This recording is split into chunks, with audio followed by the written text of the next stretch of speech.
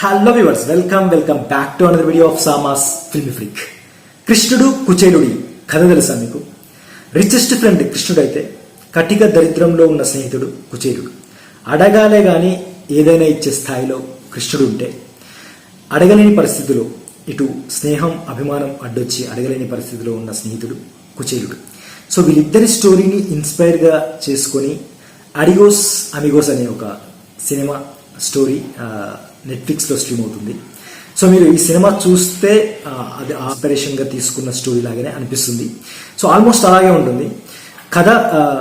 చెప్పాను కదా, కుచేలుడు లాంటి ఒక ఫ్రెండ్తో స్టార్ట్ అవుతుంది.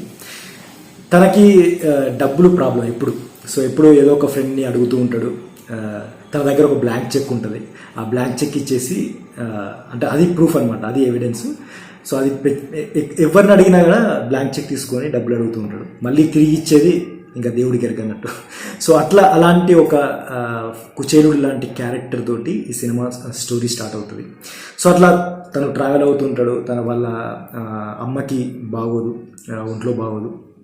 సో అట్లా హాస్పిటల్లో ఉంటుంది. సో తన వల్ల, అంటే తన పేరు చెప్పుకొని అవ్వచ్చు, తన దరిద్రం అవ్వచ్చు. సో ఇలా బేస్ చేసుకొని ఫ్రెండ్స్ దగ్గర నుంచి, రిలేటివ్స్ దగ్గర నుంచి డబ్బులు అడగడం. సో అట్లా నడుస్తుంటుంది ఈ క్యారెక్టర్.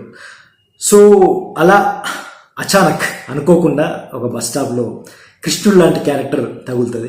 డబ్బులు లేని ఫ్రెండ్, రిచెస్ట్ ఫ్రెండ్ మధ్యలో ఉండే రిలేషన్ ఒకటి ఉంటుంది, ఒక ఫ్లేవర్. సో అది చాలా బాగా తీసుకొచ్చారు, చాలా బాగా నరేట్ చేశారు ఈ సినిమాలో. ఏదైతే ఆ కృష్ణుడు లాంటి క్యారెక్టర్ వచ్చిన తర్వాత ఇంకా వీళ్ళిద్దరి మధ్యలో కొనసాగే ప్రయాణం, ఆ తర్వాత అంటే తను ఈ కృష్ణుడు లాంటి క్యారెక్టర్ ఏదైతే వస్తుందో తను రిచ్ అనమాట. అంటే ఏదైనా డబ్బులు అవ్వచ్చు, ఏదైనా సాయం అడిగితే ఇవ్వగలిగేంత స్థాయిలో తను ఉంటాడు.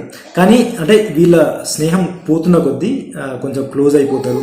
ఆ తర్వాత తను అడగొచ్చు, కుచేలుడు లాంటి క్యారెక్టర్ ఆ కృష్ణుడు లాంటి క్యారెక్టర్ని అడగొచ్చు, డబ్బులు అడగొచ్చు, తన పరిస్థితి చెప్పొచ్చు. కానీ చెప్పలేని పరిస్థితి అనమాట. అంటే అంతలాంటి ఆ రిలేషన్, ఆ ఫ్రెండ్షిప్ అనేది బిల్డ్ అవుతుంది. సో ఆ తర్వాత మళ్ళీ కృష్ణుడు లాంటి క్యారెక్టర్కి అంటే ప్రతిసారి కృష్ణుడు ఈ కుచేలుడు క్యారెక్టర్ ఎందుకంటున్నంటే అవి మలయాళం క్యారెక్టర్స్ కాబట్టి కరెక్ట్గా మీకు ఆ క్యారెక్టర్ చెప్తే కనెక్ట్ అవ్వరు కాబట్టి ఇలా చెప్తున్నాను అనమాట. సో అయితే తర్వాత ఈ కృష్ణుడు లాంటి క్యారెక్టర్కి ఒక లవ్ ఉండడము, తర్వాత ఆ లవ్కి అంటే ఆ లవర్కి మధ్యలో వీళ్ళకి కాన్వర్జేషన్ మధ్యలో తను హెల్ప్ చేయడం, కుచేలుడు లాంటి క్యారెక్టర్ హెల్ప్ చేయడము, ఇదంతా కూడా మనకి ఆ సీన్స్ కానీ అదంతా కూడా చాలా బాగా అనిపిస్తుంది. చాలా బాగా నరేషన్ అయితే చాలా బాగా అనిపించింది. అండ్ ఆ తర్వాత చివరి దాకా కూడా ఈ కుచేలుడు లాంటి క్యారెక్టరు ఏదైతే ఉందో తన పరిస్థితి ఏంటి, తను ఎలాంటి ఇబ్బందుల్లో ఉన్నాడు అనేది ఆ క్యారెక్టర్ చెప్పాడు, కృష్ణుడు ఎలాంటి ఆ ఫ్రెండ్కి చెప్పడం అనమాట.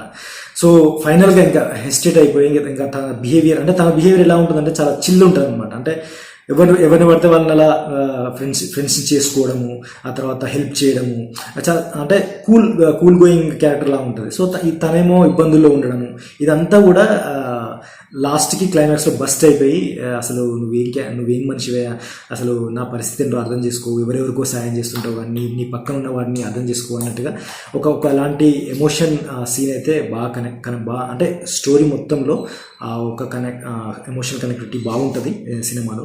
సో ఫైనల్గా మరి అందరికీ సాయం చేసే కృష్ణుడు లాంటి క్యారెక్టర్ మరి తన పక్కనే తిరుగుతూ తనతోటే ఉన్న చివరి దాకా తనతో ట్రావెల్ అయిన ఆ క్యారెక్టర్కి మరి హెల్ప్ చేస్తాడా లేదా అనేది ఇంకా క్లైమాక్స్ అనమాట. సో ప్రతి ఒక్క అంటే స్టార్టింగ్ మీకు ఏదైతే పూర్ ఫెలో ఎవరైతే కుచేలుడు లాంటి క్యారెక్టర్ ఎంటర్ అవుతుందో అక్కడ కొంచెం నార్మల్గా అనిపిస్తుంది. బట్ ఎప్పుడైతే రిచెస్ట్ పర్సన్ ఉన్న ఆ క్యారెక్టర్, ఆ